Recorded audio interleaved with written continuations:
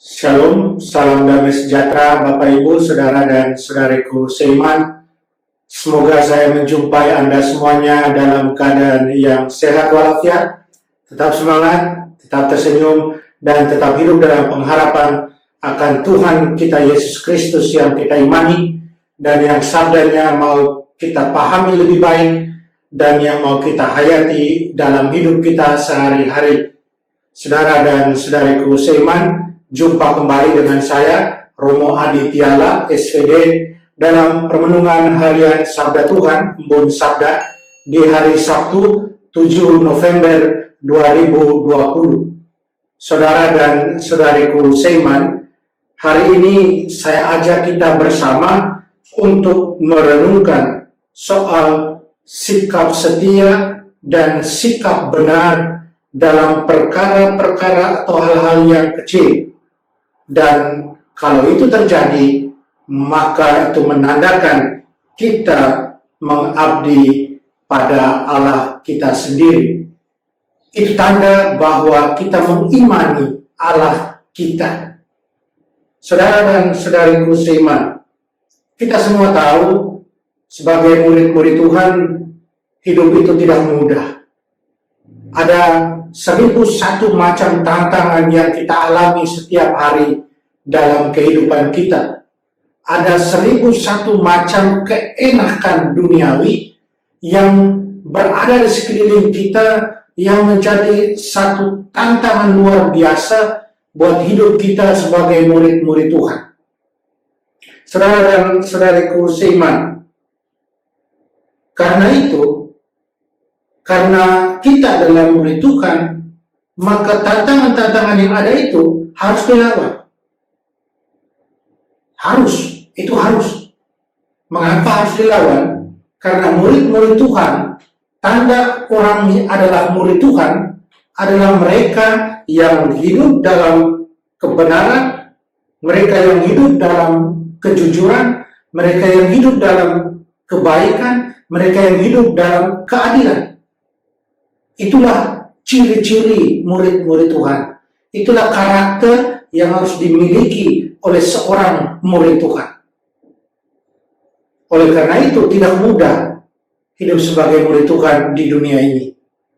Saudara dan saudariku seiman, dalam bacaan Injil, Yesus memberikan pengajaran kepada para muridnya, dan beberapa poin penting yang ingin saya sharingkan dari permenungan saya. Yang mau saya angkat dari apa yang diajarkan oleh Yesus pada para murid dalam bacaan Injil hari ini adalah soal kesetiaan dan sikap benar dalam perkara kecil. Tuhan Yesus minta kepada para muridnya untuk hidup dalam kesetiaan, untuk hidup dalam sikap benar dalam hal-hal kecil, untuk mereka tidak jatuh sekali lagi pada keenakan dari mamon, keenakan duniawi yang ada, agar mereka sungguh mengabdi pada Tuhan dan tidak mengabdi pada mamon, mengabdi pada dunia ini dan segala isinya. Contoh sederhana, saudara dan saudariku, kalau kita diberikan tanggung jawab dalam level yang kecil, dengan jumlah uang yang kecil misalnya, kemudian kita tidak bisa memberikan pertanggungjawaban terhadap hal yang kecil, apalagi hal yang besar. Kita tidak bisa membuat pertanggungjawaban kemana semua kita menggunakan finansial ini, uang ini. Bagaimana mungkin kita bisa disibukkan dengan perkara yang lebih besar? Dan sebagai murid-murid Tuhan, hal itu tidak boleh terjadi. Hidup harus lebih bertanggung jawab, karena kita murid Tuhan. Hidup harus dalam kebenaran, dalam kejujuran. Hidup korupsi bukan hidup murid Tuhan. Korupsi apa saja. Itu tantangan yang harus kita perjuangkan setiap hari. Kita berjuang melawan tantangan-tantangan itu, saudara dan saudariku seiman. Tidak mudah. Tetapi kita harus selalu ingat bahwa kita adalah murid Tuhan. Tuhan ada bersama kita dalam perjuangan kita itu. Saudara dan saudariku seiman, satu hal yang juga penting yang Yesus garis bawahi dalam bacaan Injil adalah bahwa Tuhan melihat isi hati kita. Tuhan tahu apa yang terjadi bergolak dalam hati kita. Karena itu kita bisa menipu orang lain dengan penampilan, dengan yang lahirnya dari diri kita. Tapi kita tidak bisa menipu Tuhan, karena Tuhan melihat hati kita. Tuhan mengetahui apa yang dalam hati kita. Semua yang direncanakan dalam hati kita, dosa yang direncanakan. Tuhan tahu semuanya. Karena itu, Tuhan minta kita harus mulai dari hati kita. Hati kita harus benar, harus jujur, harus adil. Karena dengan itu akan mempengaruhi semua sikap kita, tanggung jawab kita dalam hal-hal yang kecil dan sederhana. Akan sangat mempengaruhi saudara dan saudariku seiman. Mari kita buka hati kita. Biarkan Tuhan yang mengatur hati kita ini. Dia yang selalu membisikkan kita lewat sabdanya.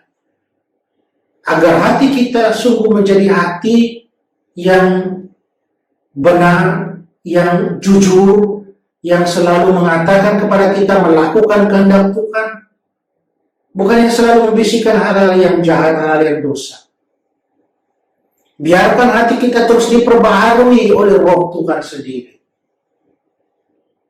agar sekali lagi kita sungguh hidup sebagai murid Tuhan, saudara dan saudariku. Murid Tuhan yang selalu mengabdi hanya pada Tuhan saja, dan bukan pada ego kita, bukan pada keenakan-keenakan duniawi yang ditawarkan, bukan pada mamon, bukan pada uang. Kita mengabdi hanya pada Allah. Kita hanya melakukan kehendaknya. Butuh perjuangan untuk itu. Saudara dan saudariku seiman, mari kita mohon kekuatan dari Tuhan, agar dengan berkat dan rahmat Tuhan selalu, kita boleh selalu hidup di jalannya. Kita boleh selalu hidup sesuai dengan kehendak Tuhan, hidup sebagai murid Tuhan. Kita berdoa, Allah Bapa dalam surga, terima kasih untuk segala rahmat, kasih, karunia, cinta yang sudah kami terima. Bantulah kami untuk selalu setia dalam perkara-perkara kecil, sehingga kami juga bisa dipercayakan untuk hal-hal yang besar. Bantulah kami untuk tetap setia dalam iman kami. Bantulah kami hidup jujur dan benar, hidup adil, hidup sesuai kehendak-Mu.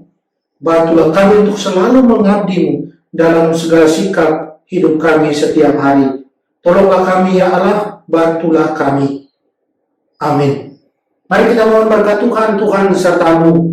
Kita sekalian, semua yang kita sayang, kita cintai. Segala usaha kita untuk terus setia pada Tuhan, terutama dalam hal-hal yang kecil, dilindungi, dibimbing, dan diberkati Allah yang Maha Kuasa, Bapa dan Putra dan Roh Kudus. Amin.